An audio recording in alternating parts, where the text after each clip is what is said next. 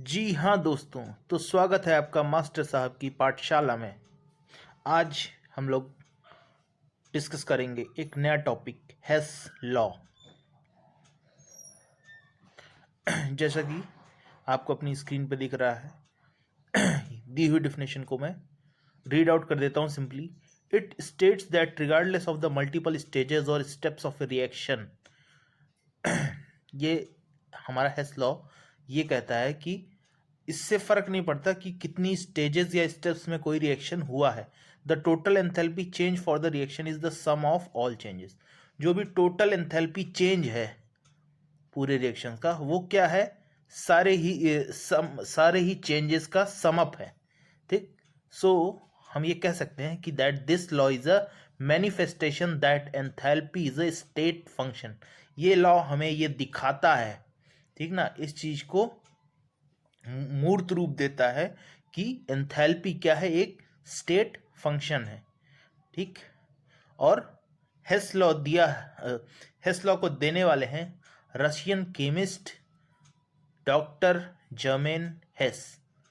अगर इसको मैं कुछ थोड़ा सा और एलेबोरेट करते हुए आपको कुछ बताऊं तो मैं ये कह सकता हूं कि हेस लॉ के इंट्रोडक्शन में, that Hess law is named after Russian chemist and Dr. German Hess. Hess helped formulate the earlier principles of thermochemistry. Hess साहब ने अर्लियर प्रिंसिपल है, शुरुआत के जो प्रिंसिपल्स है थर्मोकेमिस्ट्री को, उसको फॉर्मुलेट करने में हेल्प की। His most famous paper which was published in 1840 included his law on thermochemistry. इनका जो सबसे फेमस पेपर पब्लिश हुआ 1840 में, वो इंक्लूड करता है कई सारे लॉज थर्मोकेमिस्ट्री के। Hess law is due to enthalpy being a state function. ठीक ना, हेस लॉ इस वजह से इम्पॉर्टेंट है, इस वजह से आया कि क्योंकि ये स्टेट करता है कि एंथैल्पी एक स्टेट फंक्शन है, पाथ फंक्शन नहीं है।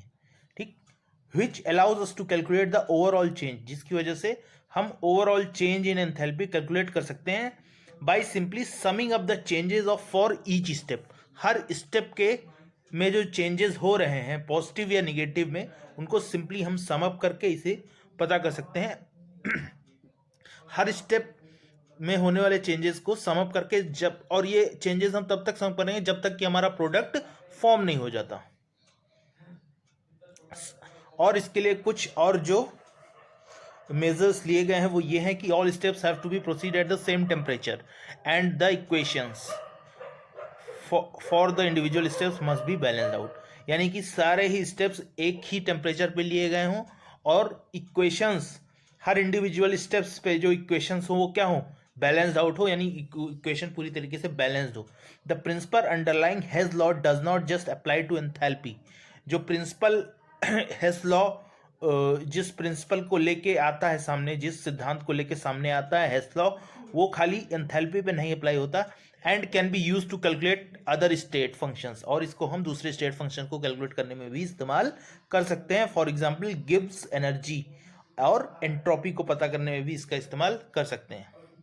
हेस लॉ की एक और डेफिनेशन जो कि आती है वो ये है कि the heat of any reaction for a specific reaction, the heat of any reaction for a specific reaction is equal to the sum of the heats of reaction for any set of reactions which in sum are equivalent to overall reactions।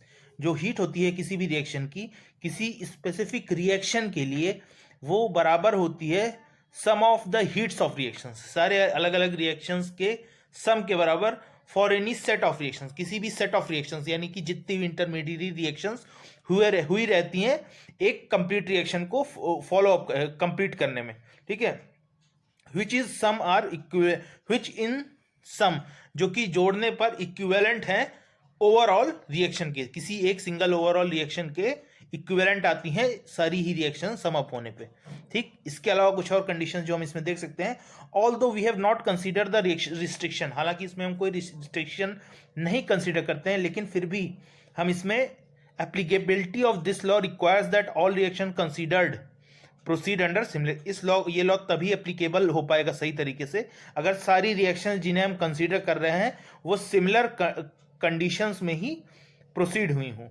So we will consider all reactions to occur at a constant pressure, इसलिए हम ये भी consider करते हैं कि सारी reactions constant pressure पे हुई होंगी। ठीक है।